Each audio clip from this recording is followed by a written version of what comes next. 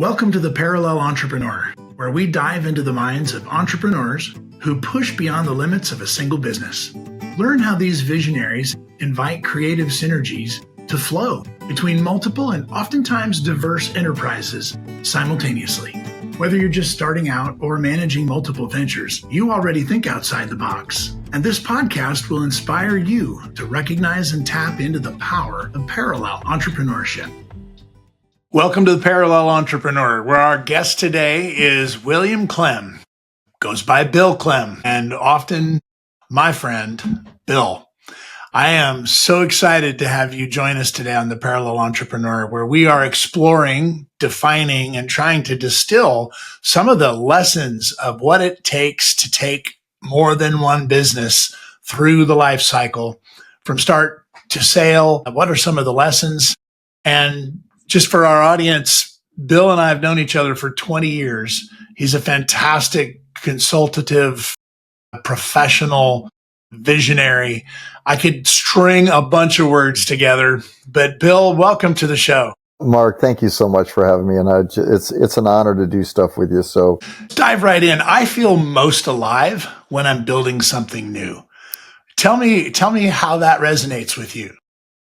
So I've been very blessed in my career to manage a bunch of the various disciplines around running a business.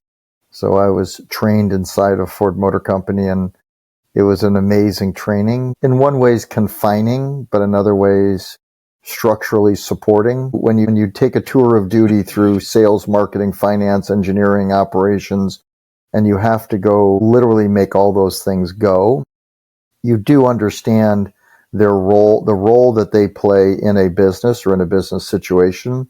So I learned how to apply those disciplines and rigor to an entrepreneurial environment in which there are no borders, there are no rules, you're just going to go figure it out.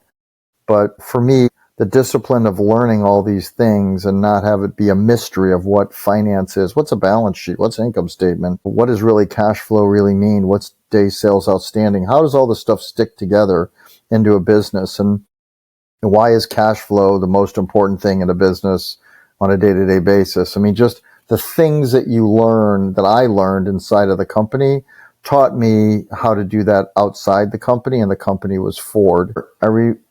I have these vivid memories of these events in my business life in which fundamental changes happened. I remember we were spinning off a $28 billion asset of Ford Motor Company and taking it public called Visteon. And I was on the leadership team, and we were working like crazy to try and spin this thing outside of Ford. And it was an entrepreneurial journey inside of a huge company to make a startup company out of a parts operation. So being able to watch that all happen and live with that, it was invigorating. I mean, incredibly invigorating. But also it was comforting, because once you've seen it go through a journey, you know what the journey looks like. So you recognize where all these things kind of fit within a system to be able to create value. The other thing about me is I have this insatiable desire to just learn and to create experiences and understandings. Again, I could talk about this all day, but that's Good. I think that's the beginning about this. That's excellent. So you were inside Ford, you spun out a parts business, took it public, learned some of the mechanics of that, and then you spun out and you became an entrepreneur and started a journey that I've known you as an inventor, a husband and shepherd of inventors, taking new stuff to market. Let's talk about that.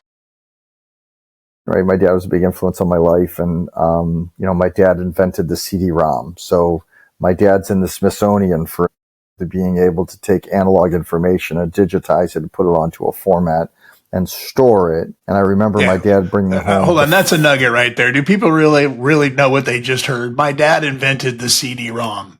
You did. You live. It's a true story.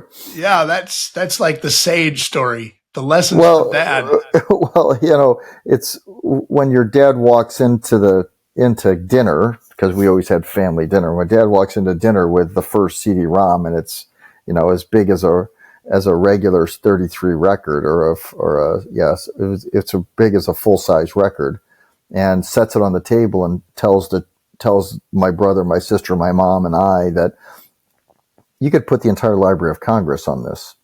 And it was amazing. Imagine as a 10, 13-year-old kid, you don't understand what it means with a CD-ROM because nobody had ever made them before, so I had no idea what the impact was going to be. But I watched my dad do that, and so I realized that all that aspect, all of that inventing, because it isn't just the bits and bytes, it's how to make it affordable, how to make a product market fit, how to take information and think about it at scale, right? It's interesting if you can make this one little thing, but if you can make it into a business and into a business system, how does that all work? So as a kid, I wasn't afraid of that because I watched my dad do that, right? So we grew up in Detroit. I wanted to work for the Ford Motor Company since I was 5 years old. My dad hated cars, thought cars were stupid, loved technology, loved airplanes. We had airplanes. Airplanes are not a great investment, but my dad loved airplanes. I loved cars and airplanes. So that was me as a kid. Me as a kid was this constant journey. And then when I learned to apply it in business, I remember, and my dad had passed away, but I remember sitting in the room with the inventor of the transmission. And I remember there was a gentleman sitting across the table from me who was a very high-end engineer, and who had been assessing the technology. And I understood where he was going with the technology, even though I don't have a technical degree. I just understood what was happening physically inside the transmission. So I could immediately see how a business could be created off the back of that. I just thought about the product market fit, how the dynamics of what it was going to mean to a vehicle system or a system. And so I said, let's start a business. I was running a very successful dealer services business at the time, and I quit to start a business. I'd never raised capital before in my life. I ended up raising almost $250 million for that company. I'd never raised capital. I'd never started a business. But at 38 years old, I just decided I was going to do it and jump in the pond. So I jumped into the pond. Courage feels a lot like fear when you're in it. Yeah. And at the same time, you've got some wisdom that you're carrying forward. I like to refer to wisdom that I picked up from grandfather. He'd say, Mark, if you want to be successful, you got to leave a little something on the table for the next guy. And it sounds like your dad gave you a sense of fearlessness. Talk about this startup experience. Now, this is your first entrepreneurial venture, and you are a parallel entrepreneur, so we're going to get to that. It was a manufacturing activity. It was brand new invention. Yeah. I mean, it was a mechanical device that had never been used or invented before. There's a guy, he was the founder of Kleiner Perkins, and so they had made an offer to invest in us, and so I was up back and forth in Silicon Valley for quite a while. And John Doerr, very smart man, asked me the best question ever in 35 years of being in business. And that was, why did this technology become available today? And don't tell me it's because somebody invented it, because that's a weak-minded answer. And I told him, thank God you gave me the out, because that was going to be my answer. But I flew home, and I called him the next day, and I said, okay, I changed my answer. And he said, what's the answer? I said, what this is a convergence of technology. The only reason this technology can be made viable today is because of what's happening in computing. So the ability to analyze disparate pieces of information and turn it into predictable outcomes. That was just now the ability to take massive amounts of data, process it, and get outcomes. That was really just starting then for the common human. I mean, you could go to the Cray supercomputers and run those calculations, but you couldn't on your desktop. And so this technology became viable because of the convergence of additional technology that created the ability to analyze what was going on inside the device. So this was a series of ball bearings that come together and are put under an enormous amount of pressure. And there's a fluid that resides in between the two spheres as they're rolling, or the two elements. And you have to transfer shear force on a solid, which means a fluid that turns into a solid. And you had to predict how that was going to work. And you had to predict it against these rolling things that are rolling at, 40 meters per second in opposite directions. it was insane as far as the technology goes. So in that business for me, that was technology risk. So I had to raise capital to offset technology risk because you had the great unknown. When you have a brand new mechanical or a brand new device, there's so much design of experiments that goes into that. But your design of experiments is not commercial. Your design of experiments is to get a predictable outcome out of the device. And so that was the first time I had to do that and lead a company to go do that. So for me, what made sense to me is to reduce the amount of cycle time between inventions. So I had to figure out and put a capital structure in place to reduce that cycle time. So I had full engineering inside. I had full prototype. I had full metrology to make sure that the prototype met the print. Then I had full tests, so built 28 test stands and ran them 24 hours a day, 7 days a week to be able to go through this iteration because I knew as a small company, my competitive advantage was I could iterate faster than anybody. The second competitive advantage that I had to leverage was this was a very valuable idea, and very valuable ideas have to have a protection strategy. And so we built a patent portfolio. My dad had a bunch of patents, so I was familiar with the word. I had never built them before, but we put together 800 patents and 16,000 patent claims to protect that technology. And so I went all in. My dream was to build a business from my garage that we sold for $1 billion. That was my dream. Didn't sell for $1 billion, it sold eventually for 400 and something million dollars, so part of the way there. But I did incubate and create a business that started in a garage, literally, and sold for a huge amount of money and a pure technology play. So for me, that entrepreneur journey, I had one set of risks I had to go manage, and that was technology risk. Realistically, I had a second set of risks, and that was money risks, because this animal had to be fed a lot to be able to develop a brand new piece of technology. I remember taking the bicycle transmission to a show. It was an engineering show around advanced hybrid drivetrains, and there's hundreds, millions of dollars worth of hardware in this room. And I wheel a bicycle in, and everybody's looking at me like, why does he have a bicycle? And then I asked this engineer, have you ever ridden a CVT on a bicycle? You can't put a CVT on a bicycle.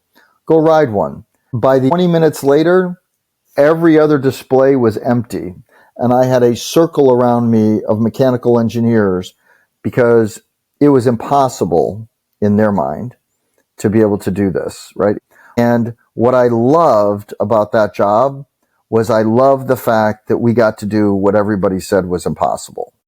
That's one of the things I loved about that job. I quit my job to do a startup, and they all thought I was insane. To put this in perspective, though, right? You were attacking the transmission, the shift gear transmission, the industry standard, and you were attacking in the cycling industry gears and sprockets and chains and front gears and back gear ratios. You were essentially dismantling everything that everybody had invested in. How did you penetrate the market? Not only was it inventive and the engineers loved it, but you also had to get consumer adoption. That must have been an adventure. So I had two businesses within the business. I had a business I made bicycle transmissions because what I wanted to do is I had to prove to the world that a transmission could be created with this device, and it had to go into the world's most efficient drivetrain. So the world's most efficient drivetrain is the bicycle. So 1 unit of energy at the pedals equals 1 unit of energy on the ground. Almost zero losses, right? So I call it a biohybrid. So I wanted to make a transmission that would go in that environment because nobody had ever done that before. And it needs to be light too, right? And ours was never light, but it needs to be light enough that, that it's 1 or 2 water bottles. But to your point, the skeptics were everywhere, right? Can't be done. Oh, you're going to see all these losses. All I did, go ride it. Because the technology is never what the technology does. The technology is, how does it make the consumer feel? And how do they value that experience?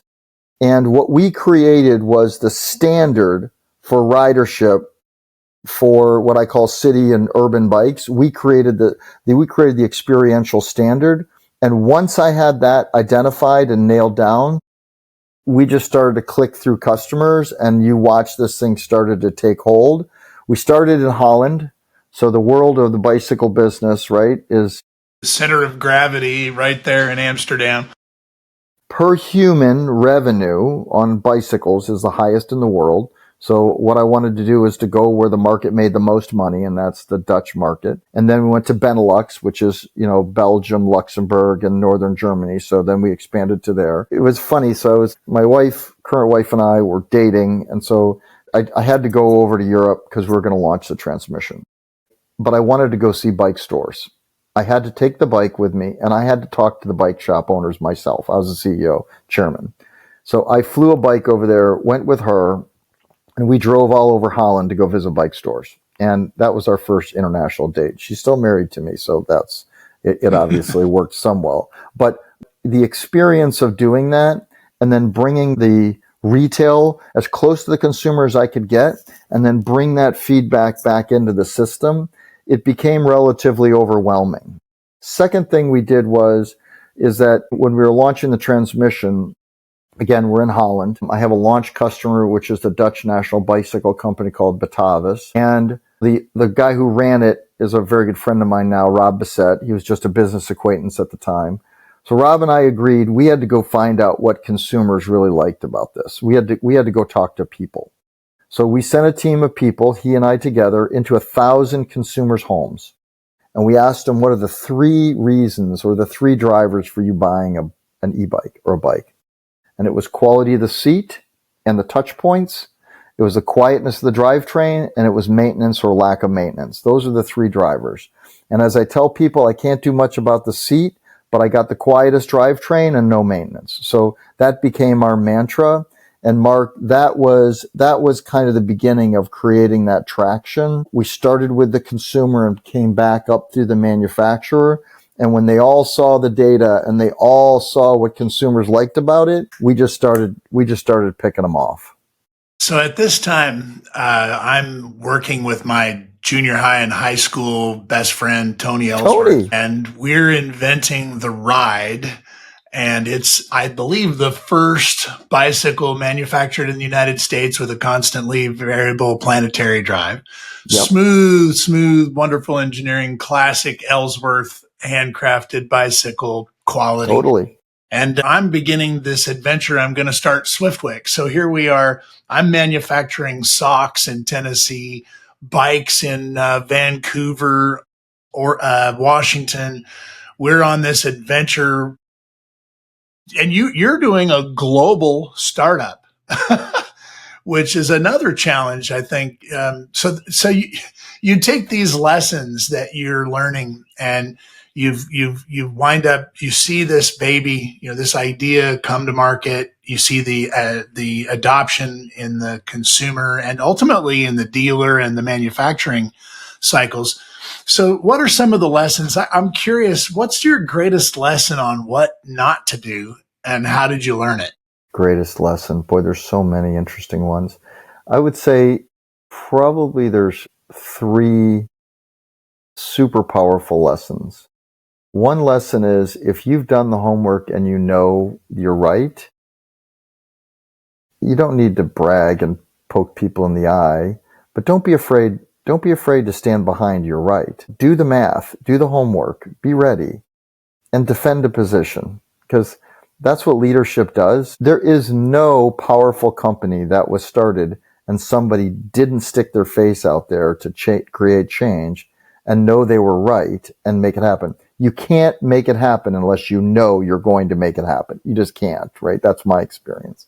So that's one. So if you know it, do it. Second thing is, and this is a enormous experience for me because I've done it right and I've done it wrong. Pick your team wisely, and make sure that your team is your team, and make sure everybody knows what's going on. And in these environments that are constantly changing, and keeping in mind, Mark, as you know, day 1, you're running, everything's happy. Day 2, things turn not so good and you got to go pull it out of the ditch. You need everybody on the same page. So everybody needs to know what's going on.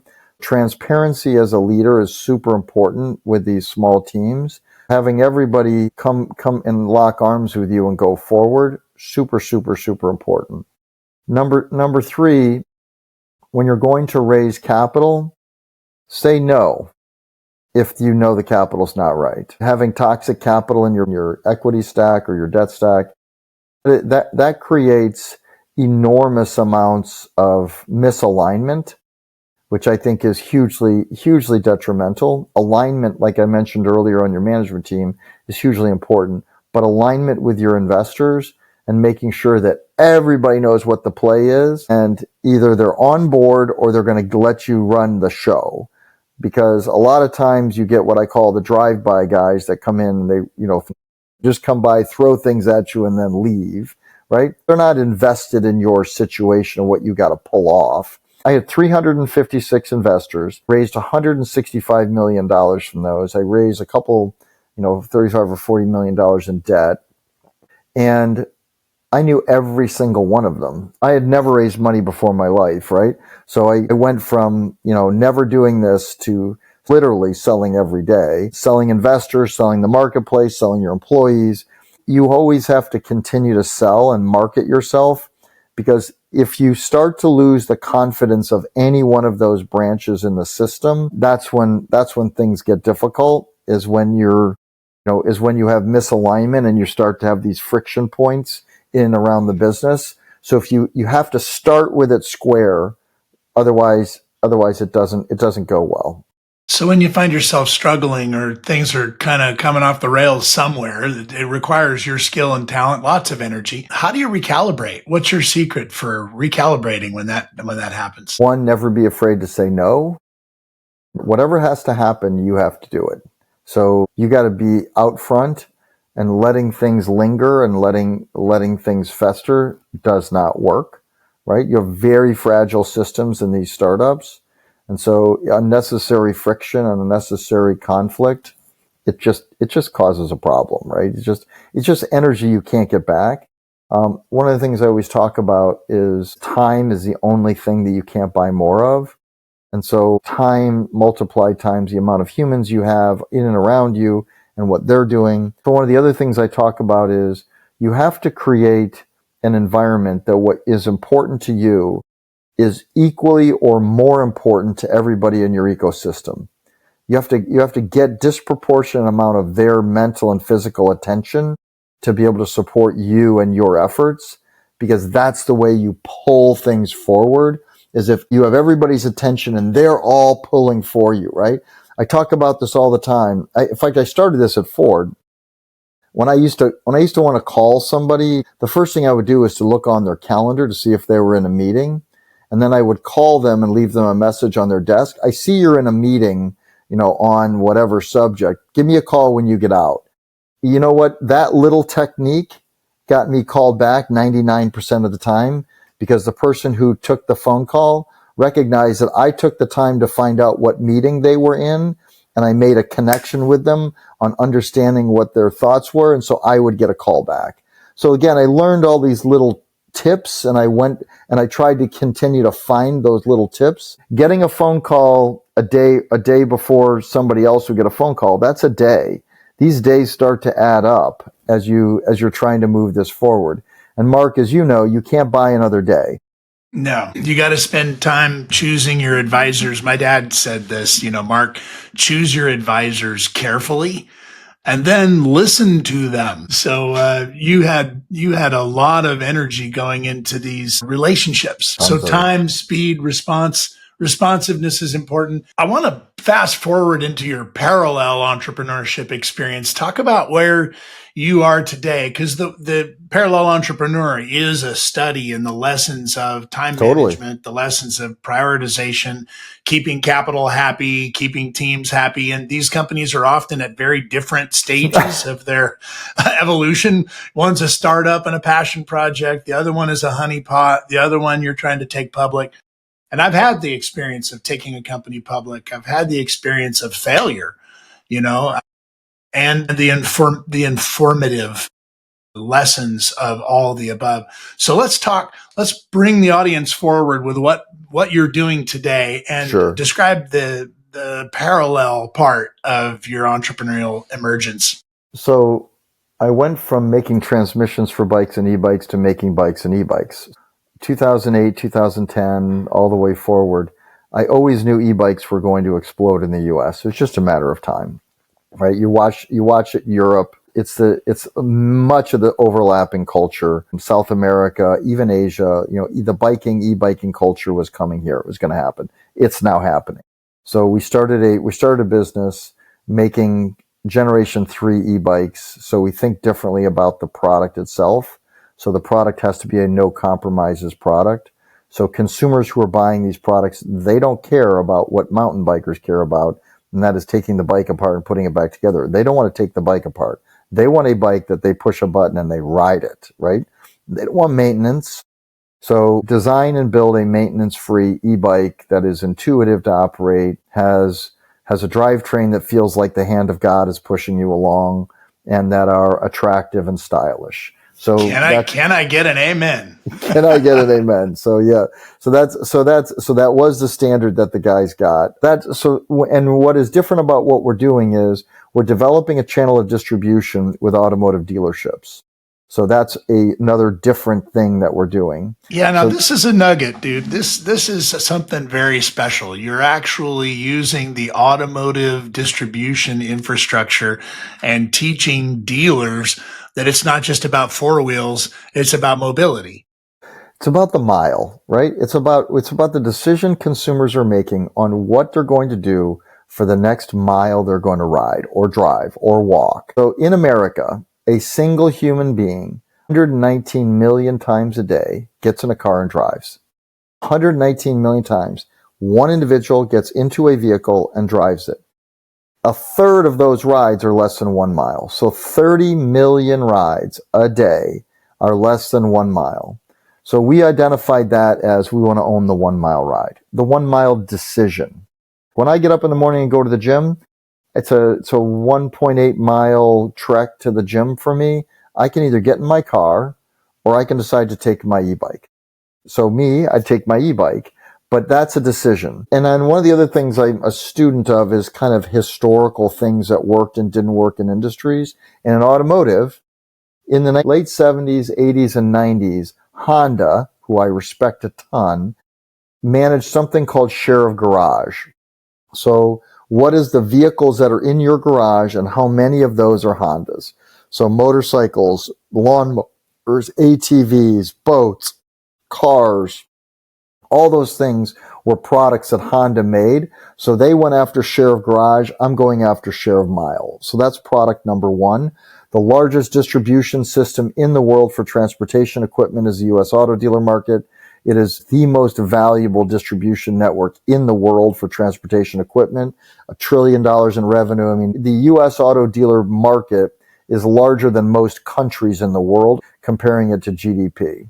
So that is take this product set and stick it down that channel. So that's what we're doing. That's business number one. We piloted, we got our vehicles done, we got our vehicles ready. Vehicles are beautiful, they're amazing, they don't break, all that stuff works. Now we're learning how to help dealers sell. So now the journey has shifted from selling the dealers to being able to help dealers convert customers to buy. That's what we're doing with eBliss. 18 months ago, I was asked to be on the board of an artificial intelligence company called Engage. 3 guys, super great humans, very high-end, sophisticated AI developers. These guys are amazing. And they were doing business assessment and business operations on auto body shops. So they were doing analysis using an AI tool. And so they asked me to be on the board to think about how to structure the deal with the company and then what to do. So as they were running down the road on this analysis, I made note that they were getting an exhaust coming off of their analysis that was potentially another product. Yeah, one of my favorite terms, exhaust product. Listen, it's amazing. And it's even more prevalent today because there's so many technology journeys in which the output can be applied to multiple markets. There's so many functional things around technology today that you can apply if you think about it in advance. And the guys who are in the business would tell you that I pointed out to them day one about what this opportunity really was for them. And so I made a deal with the company that my LLC, Second Half LLC, is going to be the commercial go-to-market company for their artificial intelligence products for automotive. So I have taken that vertical with a business relationship with them, and we have created a predictive model in which, with 4 pictures and 45 seconds, we can give you a 95 to 97% accurate assessment on what it's going to take to fix your car after it's been in an accident. So you take 4 pictures on the side of the road and upload them in 45 seconds, you get an answer that's 95 to 97% accurate. Because the NLP, the learning modules inside this firm have analyzed hundreds of thousands of repairs and can look at the car and look at the dimensions of the car and actually can predict its outcome. This has been tested by a bunch of independent companies, all great. What we decided to do was to offer this at a super affordable price tag for all auto dealers. So today, auto dealers, they spend between $10,000 and $15,000 a month to get kind of similar analysis. It isn't quite as good. And so we offered the product to dealerships on what I call an unlimited pull basis. So you pay $300, $330 a month, and you can run as many cars, as many analysis as you want to run as a car dealer. And the value proposition for the car dealer is so big. Think about service customers, taking pictures of them and giving the customer an independent assessment. You got dinks and scratches on your car. And then, so that was one. Think about used car trade-ins. There's so many different places to use this little tool. And so we're offering this as an independent tool to car dealers for $330 a month. I call it affordable advanced technology, because nobody else has this kind of technology at this level. And we wanted to give it to the dealers at a price tag that was like them buying, 10 cases of pop for their soda machines on a monthly basis. So we wanted to disintermediate the market by offering this super high value technology super inexpensively. So, what I'm hearing, and for me, it's all about connecting the dots. When you're in one company and then you see opportunities to extend, they don't have to be in the same industry. They could be in the same channel. They could both be manufacturing. Earlier, you said that the reason that your investors were asking you, the reason that this new Vinci constant variable drive product was ready for market, you talked about it being a convergence of technologies and manufacturing capability. Mm-hmm. What you just touched on was another convergence of AI and channel marketing and disintermediation, disruption. Yes. This is another startup, and you are completely destroying a function that has been consuming time, creating frustration for consumers. The second thing I heard earlier was that you went to, Holland. You went and got intentionally close to the customer feedback, that direct injection of customer perspective in the leadership and thought process of leadership. So here you are going directly to the dealers and seeing and making these other connections. How do you know when it's time to act? How do you know when it's time to make a pass? You must see a lot of connections because of your skill sets. Yeah. So I have said no more times than I've said yes. So I had a deal that we were looking at with a very interesting piece of hardware with an interesting business model to be sold through car dealers and other repair centers. But, the deal wasn't right because the counterparty on the other side didn't have realistic requirements or realistic expectations of legal agreements. I'm not going to educate them. It was a great idea. I loved a lot of things about it. I loved the core technology, but that aspect wasn't right. They were hanging on to something that you had to say no to, or I said no. I said, listen, appreciate you very much. Just not going to work. And I think being able to say no quickly and being able to be kind saying no, I think is also important. This isn't personal. It just doesn't fit for me and where I am. And it doesn't mean it's not the right thing. It doesn't mean it's not the right market. It just means what I want to spend time on, that doesn't work for me. So recognizing that and being brave enough to just walk, that's very important. So everybody's interested in the impact of AI right now. I don't think I have any conversations that don't talk about capital and AI and talent. Totally. If I said those are the three most important words in business, I might not be wrong. What do you think is happening right now amongst us, between us, to us? What's happening with this convergence of quantum computing and AI and the way that we look at business and disruption and opportunity? So artificial intelligence at its core will improve most everything that we live with today. I mean, at its core, but has to be applied. And don't underestimate the effort that it takes to apply these things to extract value, because it's significant, right? You have embedded systems that are 100 years old, maybe longer, maybe shorter, but they're embedded. So that journey of change, and whenever there's change in consumers' mind, there's loss. So change and loss, those two things go together always. So AI will, properly deployed, will improve the efficiency of almost everything that we do as a society. I mean, it's going to. There's so many things it touches. This company Engage, one of the things that captured my imagination with them is that they have re-envisioned education, and they've re-envisioned it differently. So each student inside of one of their schools gets an AI assistant from the time they're 5 years old. And that AI assistant grows with them all the way until they graduate from high school. So they have an AI tutor that learns with them and watches how Mark learns. How does Mark think about these things? But then think about the continuum of that AI training working with a student. Me as a child, if I had that would have been transformational for me. So if you just think about that, just that little nugget that captured my imagination with Engage, if I just think about that in and of itself and what that journey that puts kids on and how we can improve that situation in education, it's amazing to me, right? And then now I think about this for the US, right? Huge impact. Can you imagine going and taking this to Mexico or taking this to underdeveloped countries and giving those children the ability to do the same thing that happened in China on the cell phone industry, right? Nobody put wires into all these people's houses, right? They just handed them a cell phone and said, "You're wire free." Yep. No copper, no problem.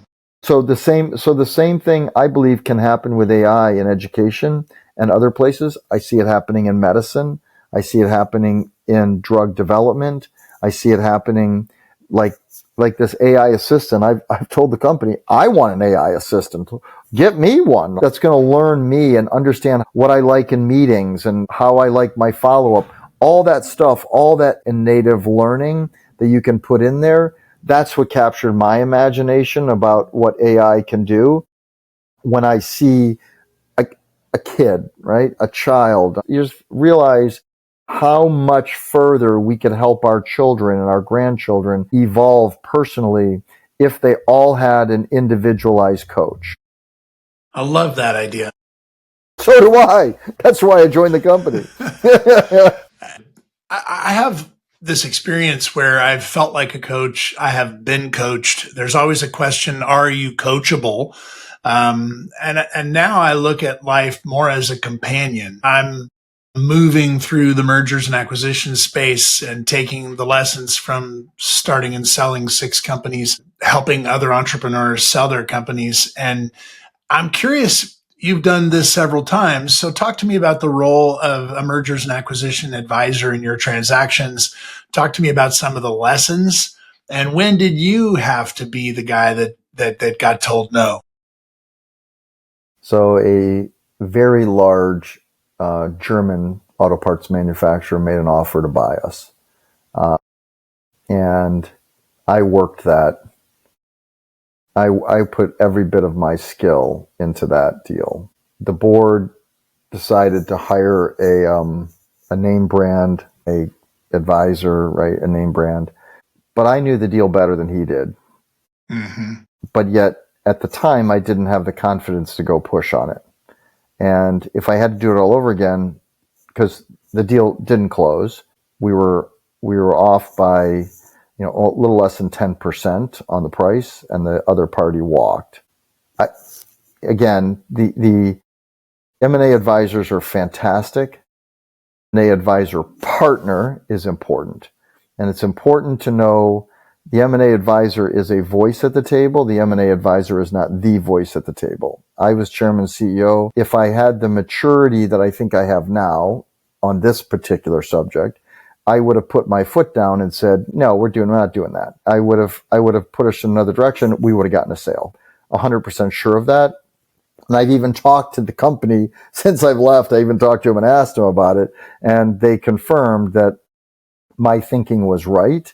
So that is another thing about me, is that when I do have a learning experience or a learning event, I always keep learning from it. I try and find, so when I ran into the CEO of that company, we're still friendly. And I asked him flat out over a coffee, tell me about what was happening on your side of the table. And this is now going on 10 years ago. And so I was 100% right.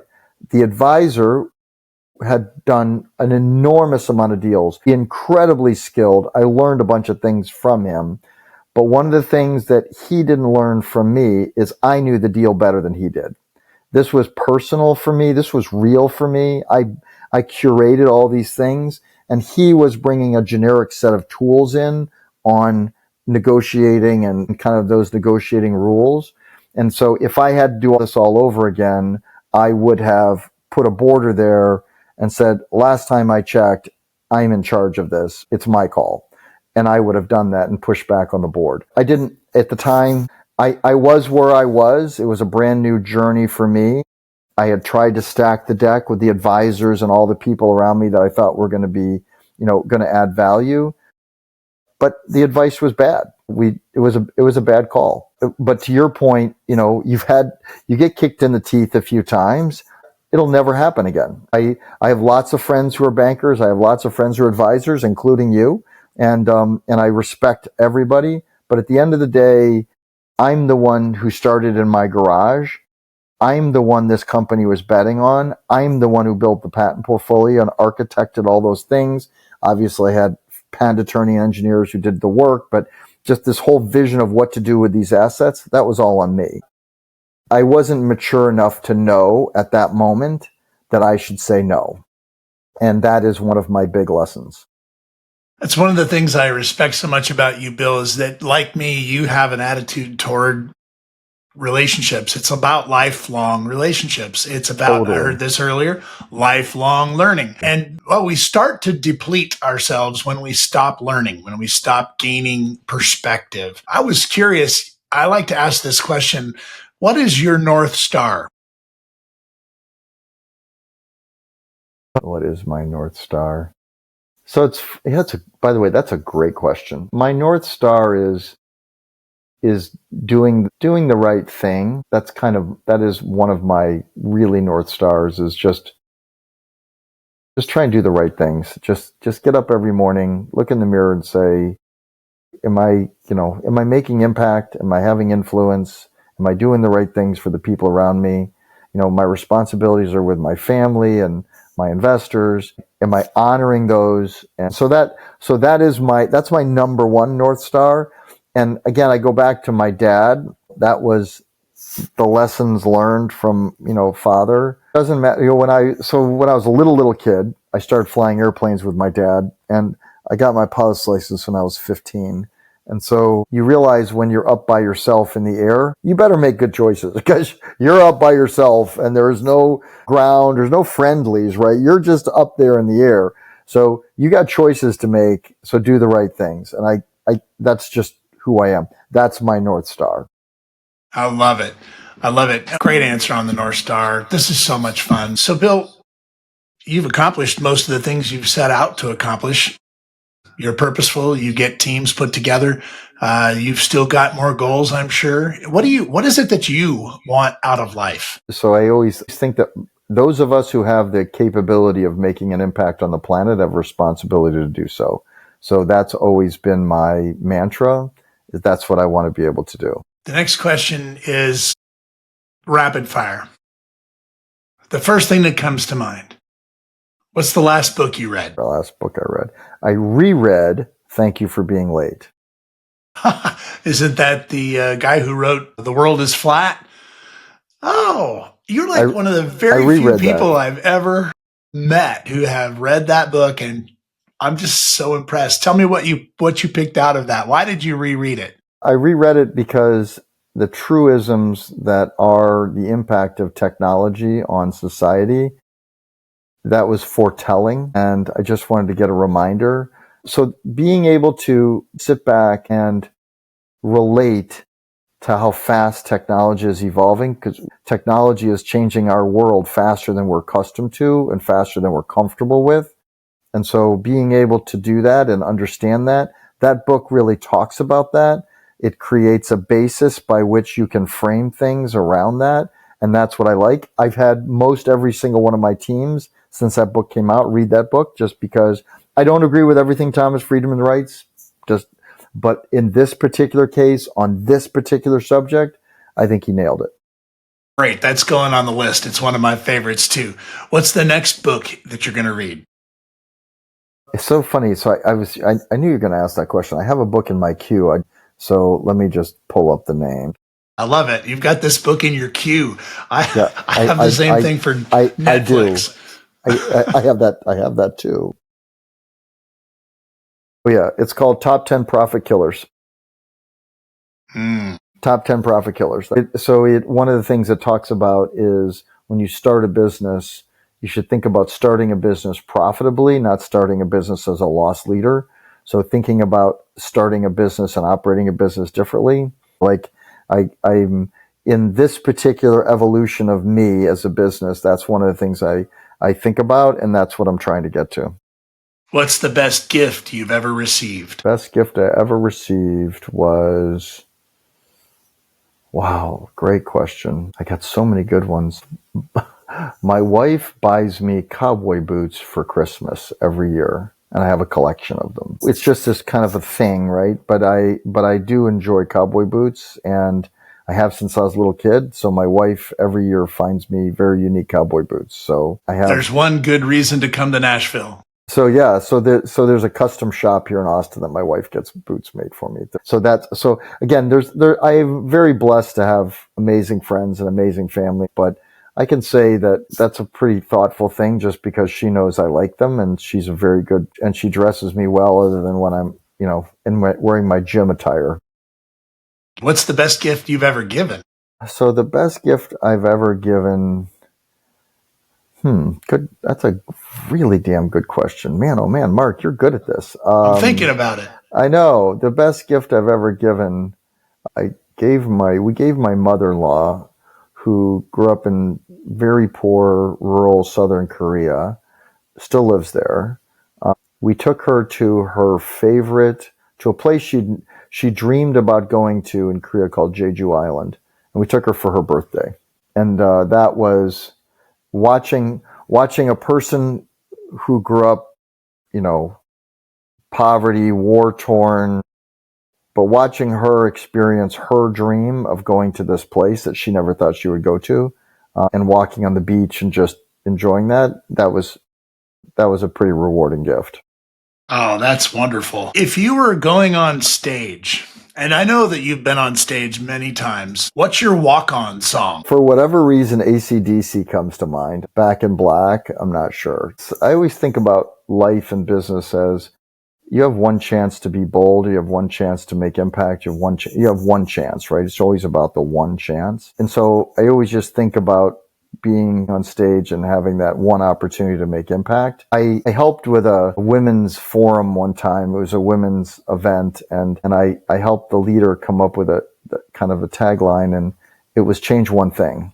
So it was the inspiration around standing on stage and telling everybody in this 1,000 people in front of you, if you just changed one thing in your life, you'd fundamentally change one thing. Everybody did that in this room. We'd fundamentally change the planet, right? get 1,000 people to change one thing. So for me, having that big, bold music going into saying, let's make an impact and change one thing. I love it. I love it. My song, if you turned that around and asked me the question, it would be "Remember the Name" by Fort Minor. Oh, I just sure. always thought building that chorus. It's 10% luck, 20% skill, 15% concentrated power of will, 50% pleasure, 50% pain, and 100% reason to remember the name. I always had fun with that song. Oh, I love All that, right, Mark. 3 words that define your life. Make impact sustainably. So, if you could talk to your younger self, what's the first thing you would say? Follow your instincts. You got great instincts. Second guessing is fine. Double checking is fine, but follow your instincts. I've been right about markets. I've been right about product. I've been right about things. I do have this ability to be able to see playing fields and understand impact, which is another reason why I like the book. Thank you for being late. Because if you can anticipate some of those things, you can bring greater value. So I think that's what I would say. Cool. And the last question, what is the question that you expected me to ask that I have not?